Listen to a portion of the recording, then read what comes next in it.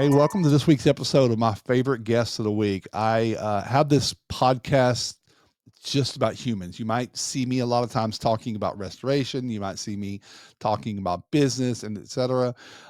This is the human side of it. Probably my favorite part. Being a loud introvert. People don't know that I really don't like to be around a lot of people, but I like to be around certain people. And I wanted to bring those people in. Some people I know, some people I don't know. And today's friend is a very close mentor to me. So it's I know a lot about our guest today, Travis Chancey. Travis owns and is owner and operator with a great, fantastic culture-driven company out in Colorado Springs, and serves probably some in Denver, called Abbott's. And Travis and I met. We probably met about 7 years ago, and we go through periods where we don't see each other for a while, but then when we do, it's just like we haven't missed a beat. Um, Travis has been a very big proponent of the change that we need in our specific industry, but also in people's lives. Travis is, I think I would probably speak for Travis and say family is most important. A beautiful family. I'm going to recommend everyone follow Travis on Instagram, because you will see quickly the experience of life and adventure that he pours into his family so that they can experience the things as well. And it's just a glorious thing to watch. So I'd love for everyone to get to know, for the next 20 minutes or so, get to know Travis. His contact will be at the bottom. I know Travis well, that if you ever were to reach out, he's got time. He will make time for everyone. So welcome, my friend, Travis Chancey. Travis, how are you? Great. It's good morning. Good morning, man. Yeah, a couple of hours back for you. You're in Colorado right now. Yeah. Yeah. Mountain in the Rocky Mountain air.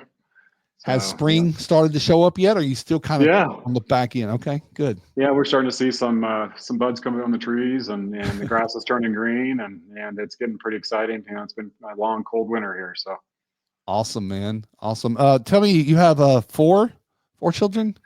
yeah. I have four children. I have my oldest is 21, works here at Abbott's as well. And I have a 10-year-old daughter, my youngest. And I also have a kid with special needs. His name is Maddox.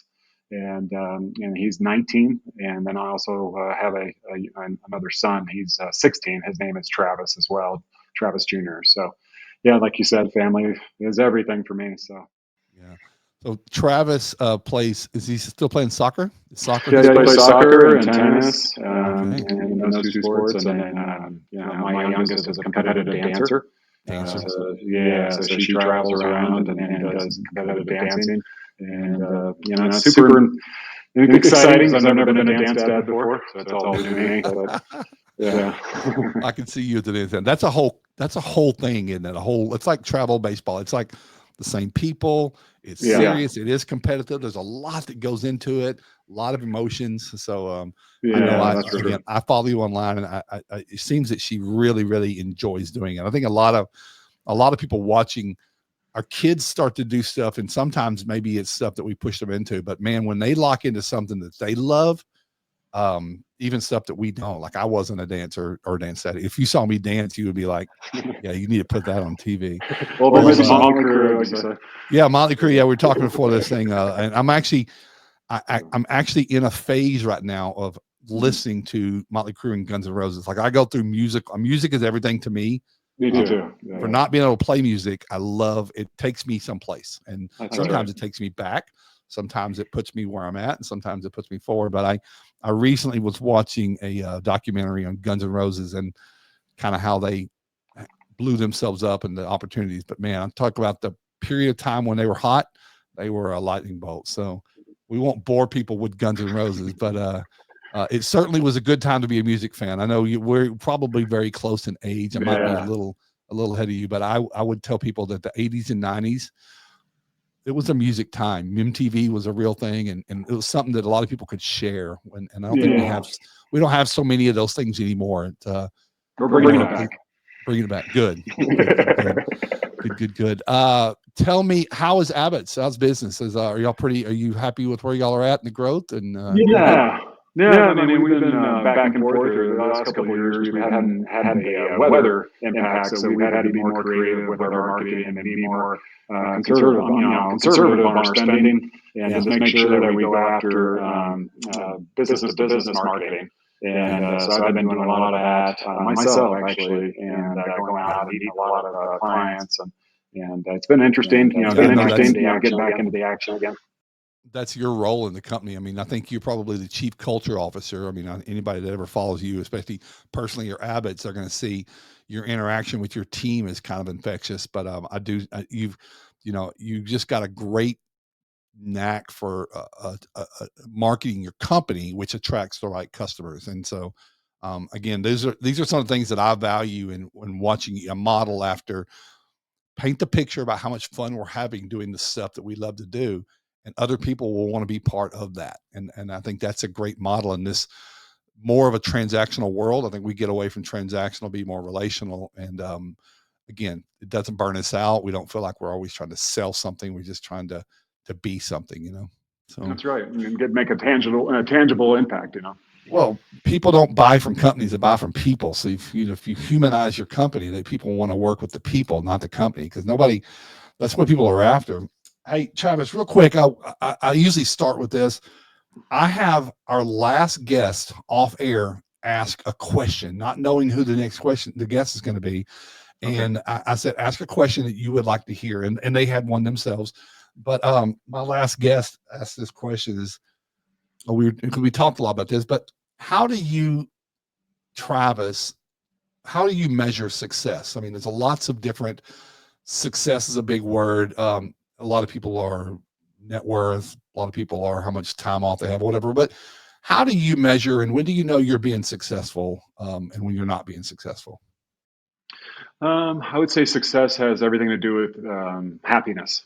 So if you're literally in a state of happiness and bliss on the inside, typically whatever's on the outside of you is doing the same exact thing. So you're starting to see, jobs come in. You're starting to see technicians asking questions. You're starting to look at management kind of running the ship themselves without, asking questions. And that, I think it really has to do with an internal effect. So I always talk to my team about how do they feel today, and so I mean a lot of times we don't go back to the feelings of things. We just go straight into processes and systems, which is great, but we still have to deal with people. It's an emotional game, and I'm dealing with messes and disasters and people that are really not doing well in life because they just had a fire or flood. And so we got to have people not only ready for taking care of the physical parts of the restoration, but also the emotional side. So I'm looking for success, for these people to actually go in, not only take care of the physical part of the restoration project, but also the emotional side. And if I can get both of those, that's true success in my industry, because I really feel that restoration is not only a physical part, but it's an emotional journey with that customer, and trying to understand, not only doing the work, but also trying to market the work and do the biz dev side of it, and trying to get people to call us. And it's a big deal. And when my success has been is basically being able to be a psychologist and talk to people like real people.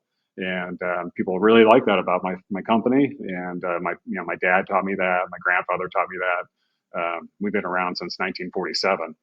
So it's been a long journey for 4 generations now with my son here now. So it's trying to teach people the psychology piece, because it really is, success is a psyche thing, because you can really just be doing well, but if you're doing, if you're depressed and you're not feeling well and you're still doing well, that's a talent to have, but not many people can do it that way. They have to really work hard and have that smile on your face every day, because when you're showing up to your customer, that customer may be happy that you're showing up to help them, but deep down they need some help, and a little coffee talk, like you said, and sitting down with people. That's what I'm all about, and I think that's what true success is just a one-on-one, talk with your customer, and seeing that they, have some, silver lining, that's coming, and I'm always trying to explain that to them, like there is a silver lining coming. You just have to trust me. I like that. Yeah, I think in today's world, obviously the hustle and grind. Obviously, economically, our country has been going through a rough couple of years, and people feel I've got to go out and forsake my happiness, in your case, success, to make more money. But as you get older, you start to realize that your money doesn't really bring you that happiness. No. It's got to reverse engineer that, and we're all, and also depending on how people grew up, they don't emote happiness the same way, and you're not supposed to show your emotions. And we Yes, sir. are this a bit, especially in business. You're taught measurables. Look at the data, the P&L. I have a term that I talk about a lot in success is, and I heard this on a Shark Tank one time of Bombas, the sock company. They Yes. the founder mentioned something called double bottom line.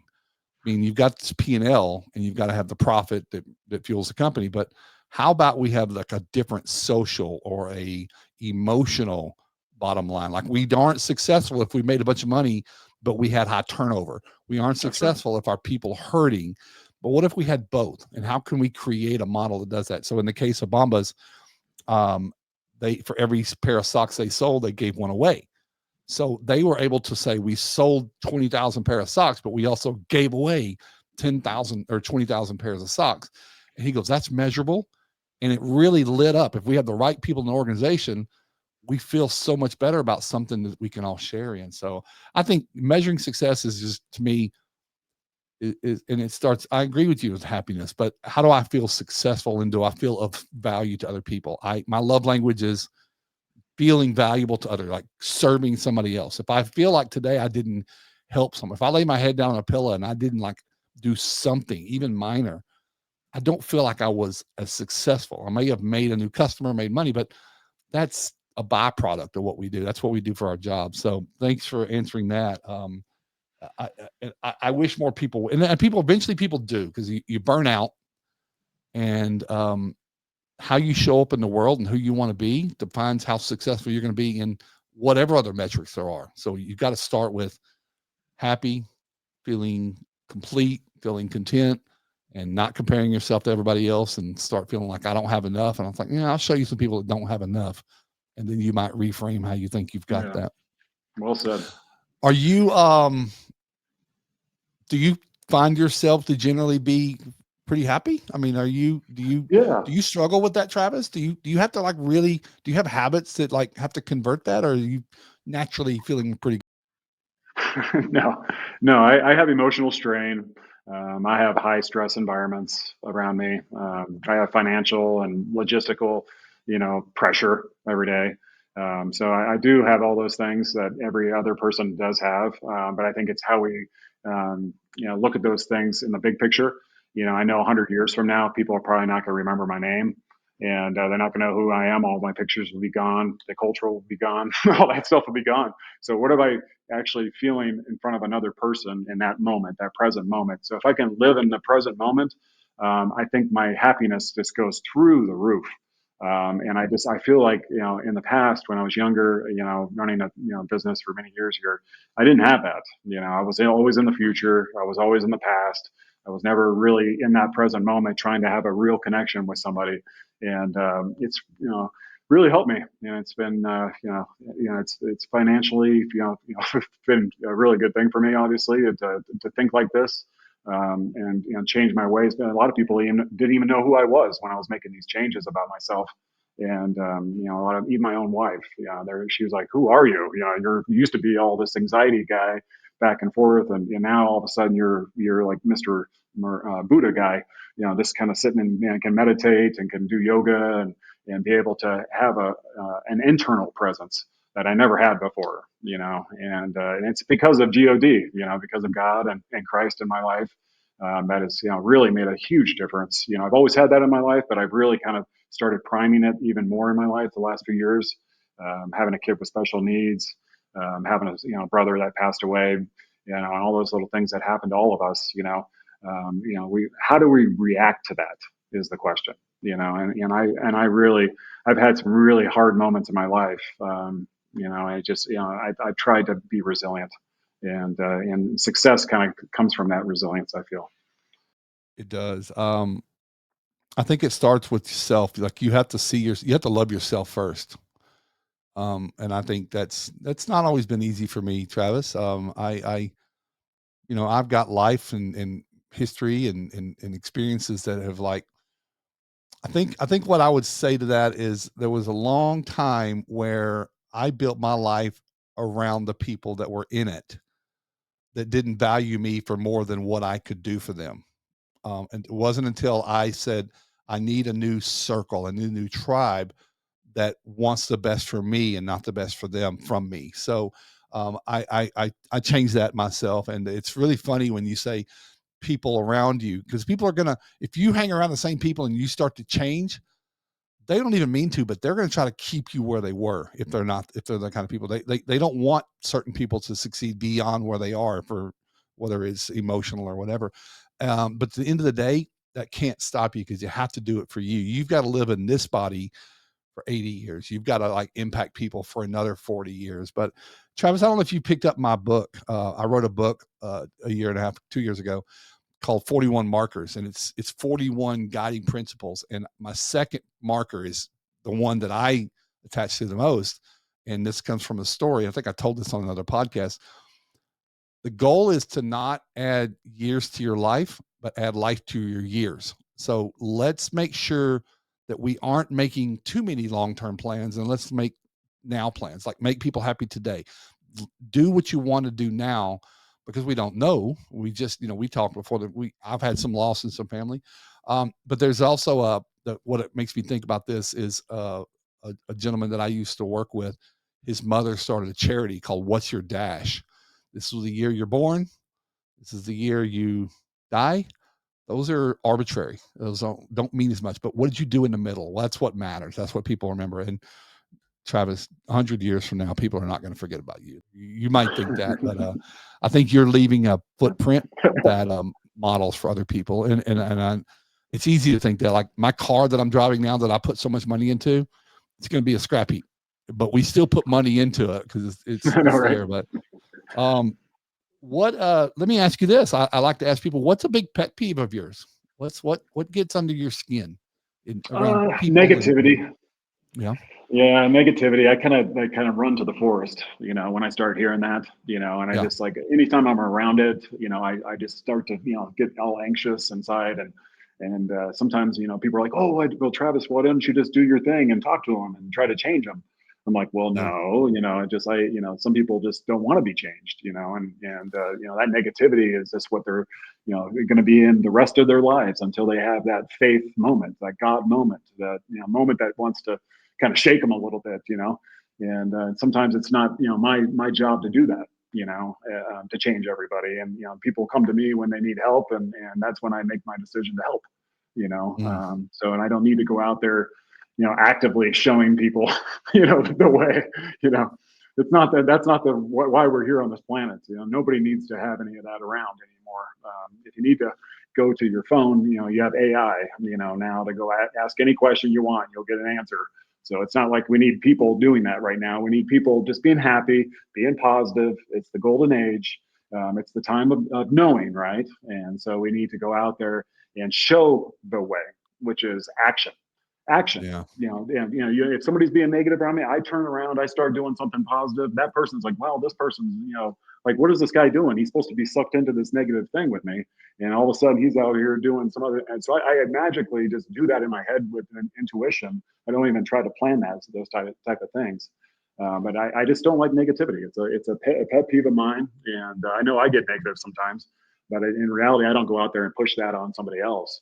I sit there and I go into meditation, I go into prayer, I ask God for help, and there it is. It comes right there to it me, is. and yeah. All you had to do was ASK to GET. Our industry, it's real easy to get real negative. There's obviously a lot of contention to that, but it's also aggravated, and I'm guilty of it from times. I bring up topics, but there's bad stuff everywhere in the world. There's lots of it, but we don't have to give it fuel. We don't have to feed it. We don't have to. It happens, and most times things that are happening around us we have no control over it, and it only affects us if we let it. I listen to Mel Robbins a lot, and she said, if something's bad's happening, just okay. just let it happen and just do your thing. It doesn't affect you. But our industry is that way. I heard a phrase years back is, and a lot of this goes back to people are negative because of how they grew up or whatever position they're in. Maybe it's addiction, but hurt people. And I don't think they mean to. I don't think people set out to harm unless you're a psychopath or a sociopath. But I think most people are just living in a habit of what normal looks like. And that has become a frequency.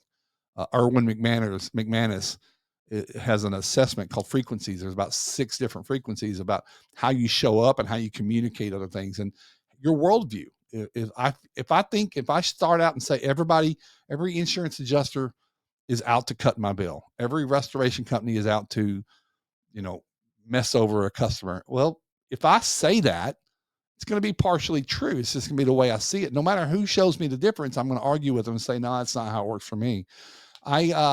It doesn't burn me. I don't repel against the negativity, but I certainly more and more and more as time has gone on, especially as I've become a coach and a mentor.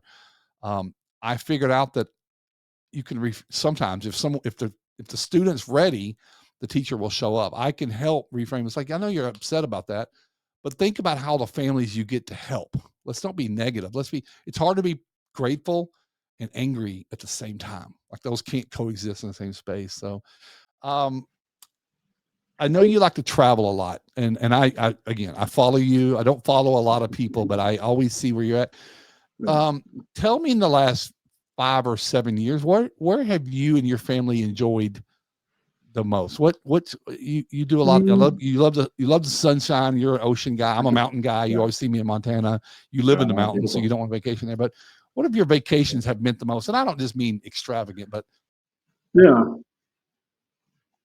Well, I travel with 4 kids and a kid with special needs and a wheelchair. So we typically come with like 13, 15 bags when we travel. So it is no joke. It's like a circus. People actually literally take pictures of us through the airport. Like, who is this family? So it is definitely turning heads. And my favorite place would probably be, I mean, just recently last year we went to Croatia. I never, in my wildest dreams thought I would go there. It was just absolutely gorgeous. Do a lot of cliff diving, jumping off cliffs and stuff with my family, getting my son with special needs into the water, and just enjoying the ocean since I'm from the mountains. My wife is from Brazil.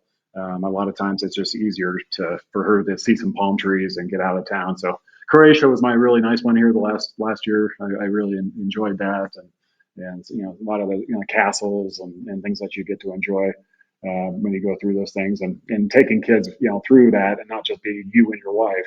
It makes it even more special for me because those are lifetime memories that they'll never forget. they'll And tell their kids about that trip and grandkids. yeah, And yeah, agreed.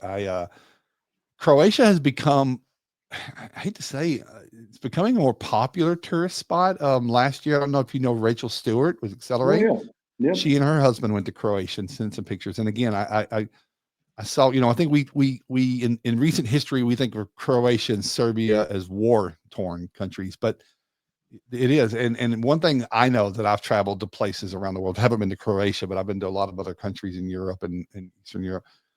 How young of a country we are. They have buildings there that are older than our country, and that just Right. the magnitude of that, the reality of how small we are, it grows great. But yeah, Croatia has recently another friend Huey. So 3 people I know that have been to Croatia. That sounds beautiful. But yeah, traveling with your family can be a lot. But a couple of years ago, we stopped giving Christmas gifts and we try to just do experiences because you'll Mm, forget the gift. You'll forget the that's toy in the right. bottom of the toy box, or the PlayStation will stop working one day, or you'll Mm, grow out of it. mm, But you that's right. won't forget going. I know, Travis, when I was growing up, one set of my grandparents on my dad's side, very, very close to them. And they took me several times to Indian reservations. They wanted me to get Mm, to know what it was like of the life of Native Americans. And man, I just listening to it, even though it was a kind of an act a little bit. There was a chief all dressed up, and that's not how they dress, but it was part of. They gave you a sense of how every piece of a corn was used, every piece of a buffalo, um, and just how attuned they were. So those little experiences, and I'm sure your kids have the mhm. same thing from Croatia, and it's still trying to recover from a civil war for years and years and years, and probably lingers of the feelings of that. So, but Yeah, I saw you exactly. guys at the Amalfi Coast a couple years ago, and I was Yeah, I wondering if did that. that a couple years ago, Amalfi, and we've been to Italy probably three times.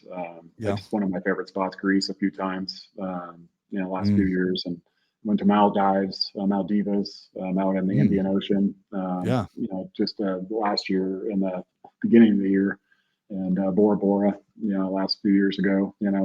It's been great. I mean, my wife likes to travel and do these things, but when we go out, it is for us and the family to kind of decompress, and we go through a lot of stuff. My son goes through like 15 seizures a day, and that's a Mm, lot of stress that just physically on my wife and I just dealing that for 19 years. Even with all the medication and everything else. So when we go out of town, he'll have these seizures in the airports, in the hotels, and it's just natural for us. And but a lot of people come up to us. You get to see how much light is in the world. When people come up to us asking for help and say, "Hey, what can we do to help you?"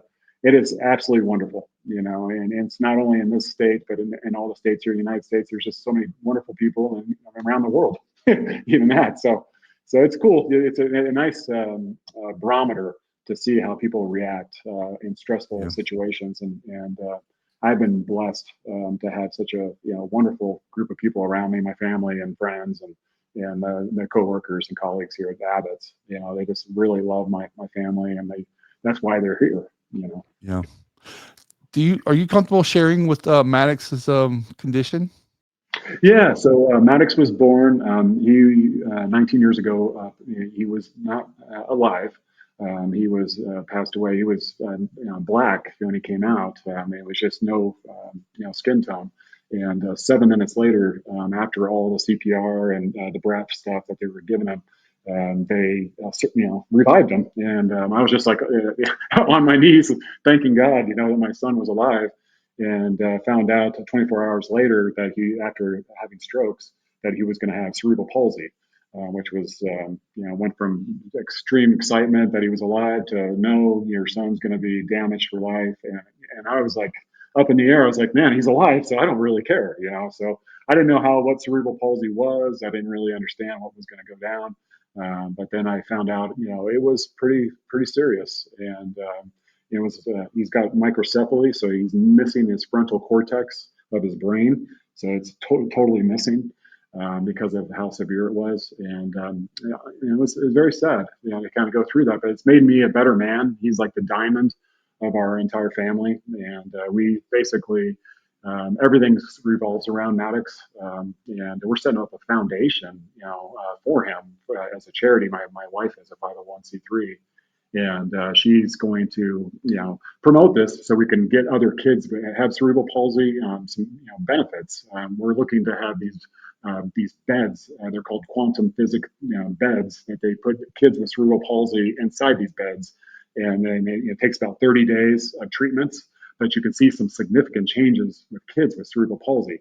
So this is where I'm kind of moving my company Abbott's toward not only doing work for helping people in property recover, but also doing charitable stuff I've already been doing for the last probably 10 years anyways, but I'm going to make it more professional and more intertwined with all the customers. So every time they use Abbott's, they're going to get like a pen or a stuffed animal from us, from Maddox, saying, hey, thank you. And we're going to take some of that money that we make toward the charity for Maddox. So it's going to be a kind of an intertwined deal, and it's going to be really cool. And I mean, a lot of the customers I'm working with now already know me and my family, and they think this is a wonderful idea as well, to try to get Maddox out there in front of people. He can't talk or walk. We have to help him go to the bathroom every day. We got to put him in the shower, do all that stuff. So he can't really do those things. So I feel like if I was in his shoes, I would want to do something with my dad and my mom. And he's 19 years old now, and when I take him down here to the office, I mean, people just really love it. And I take them out to insurance agents and meeting plumbers and property management companies. I'll to even take them on my marketing thing and bring them out of the van with the wheelchair and say, hey, this is my son, and this is what we do. And people really appreciate that. They like, hey man, this is like, I never seen this before. I never even seen somebody really try to highlight their kids like this, and it is family first for me, and obviously God and faith first. But I mean, God, family and God are kind of one and the same for me. and just it really special that we have going down at Abbott's right now. Yeah, I follow Maddox. Maddox has his own Instagram, and Yeah, I love watching. It's funny how a nonverbal human can still say a lot without saying something. I And know. you don't know this, but that I have learned a lot from that. Now you know this, but we have a special needs daughter as well. Haley is 20. She's now 27, 28 this year.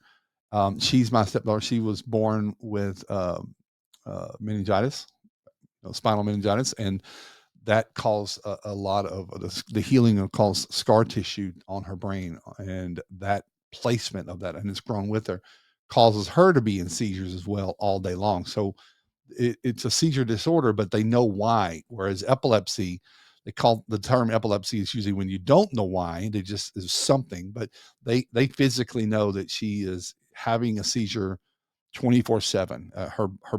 But we have her brain is constantly seizing, and she's on so many meds to give her some functionality, which she does. She works, she pays her bills, she really a functional human, and the most loving in the world. But uh, the medicines slow everything down and create what appears to be a learning disability and things like that. But it's really just it's a necessary evil. But I think you and I have talked about this before, that when you hang around and when you network with families that deal with these things, it I don't even like they're special needs because they're special people. I mean, I learned something from Haley all the time, and we used to do a lot of Special Olympics.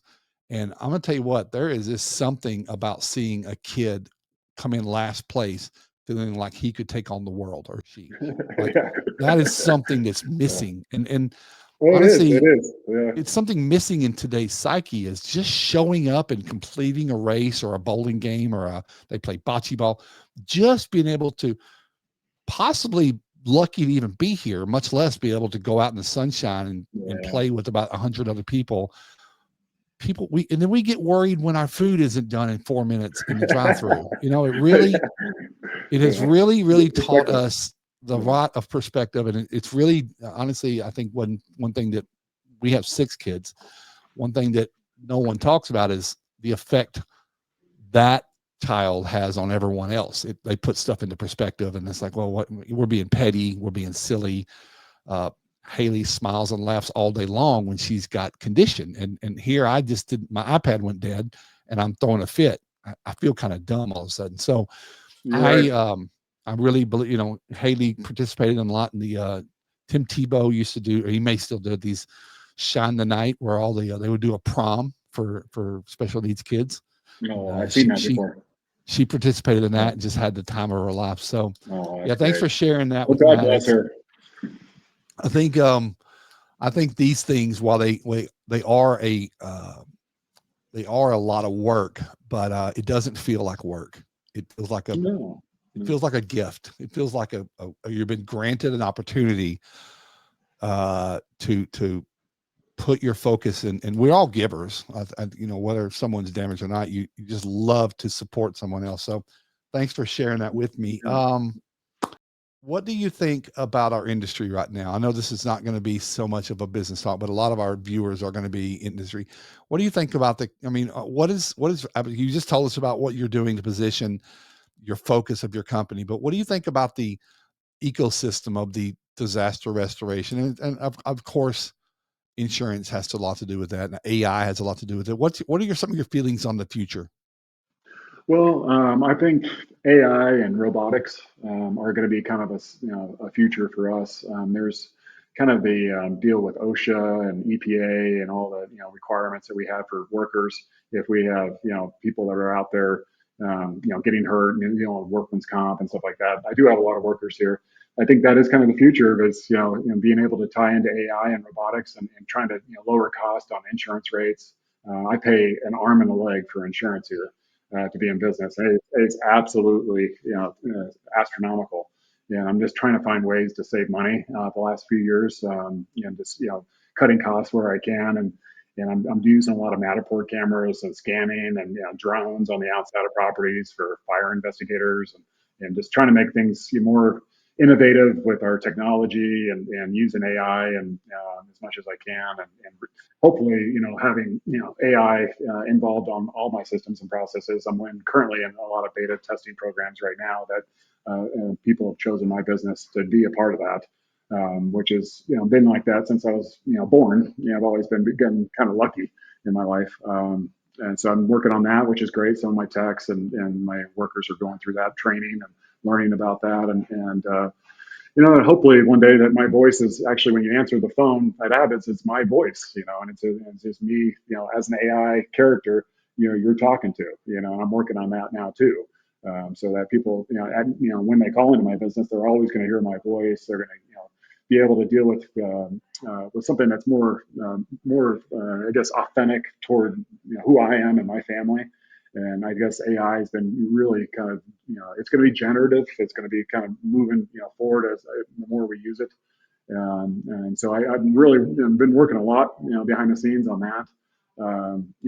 Culture wise, I actually have really focused on getting the guys out there in front of customers and not only doing the estimate side of it, but also sales and marketing, getting involved in groups, BNI groups and other ways to get, estimators out of their heads and numbers, but also in front of people where they can actually, tangibly,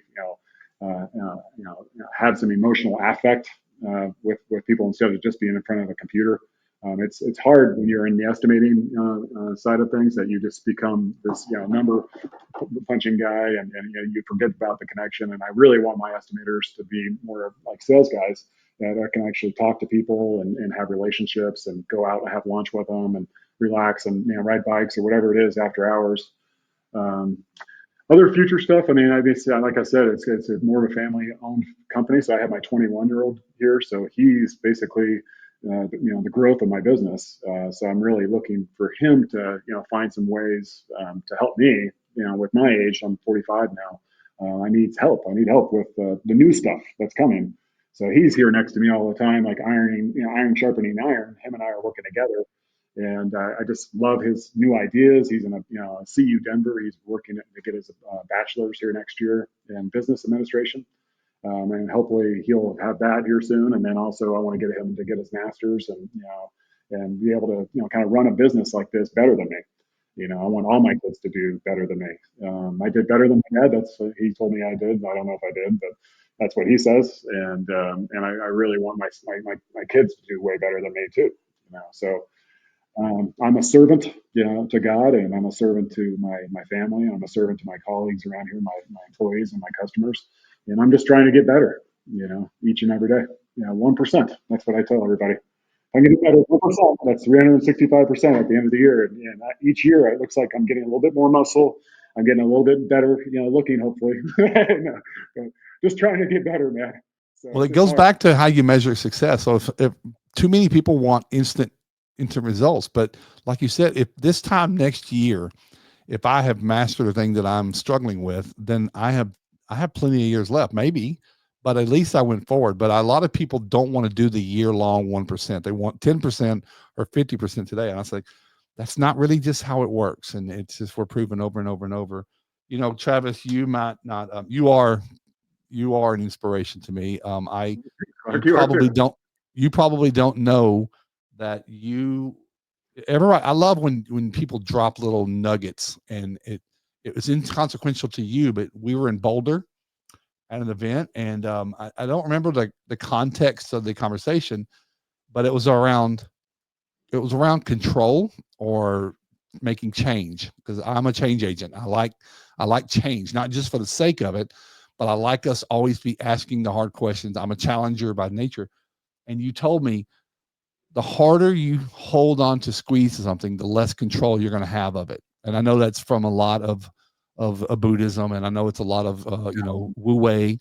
Wu Wei, I know a lot about in Japanese culture, but it caused me to go. I liked the approach, and once I applied it, I discovered that he was right. You don't. The more you squeeze something, and that's with people, that's with ideas, that's with anything. If you have to hold something, you don't have any control. It's captive. It's a prison, and it's a mindset. It's a self-limiting belief, possibly, that just let it go. Nobody's measuring you on that stuff. So I read a lot. I read Marcus Aurelius. I read Alan Watts. I read a lot of those things, and I'm going through Emerson right now, Ralph Waldo Emerson, and how he just attunes things. It's just nature. It's just natural, and you can fight it, but you're expending energy that just won't go. But you taught me that years ago. Preach, brother. it, Preach. it's never lost on me. I never got to the point. I know you invited me up to do hot yoga. I wasn't ready for that Well, yet. now you got your skinny self back. We got to get you in Yeah, I said maybe yeah. I need to say yes, maybe. But I know a lot of people now. Since meeting you, I know a lot of people that do TM. That meditation is a part of their Yeah, life in different of ways. course. And again, I think as we grow older, we shed uh, the need for other people's judgment, and to say, look, what's best for me. That's what I really should focus on. And then if the old folks I was hanging with don't like the new me, they like the broken me, then maybe that's not a good person. So Mm, that's kind of mm. where I'm at with that. But You said it right. Yeah. yeah, I'm in a place too. I'm at a point, and I'm way more creative. I've like you. I think we all. I was going to say something about your charity.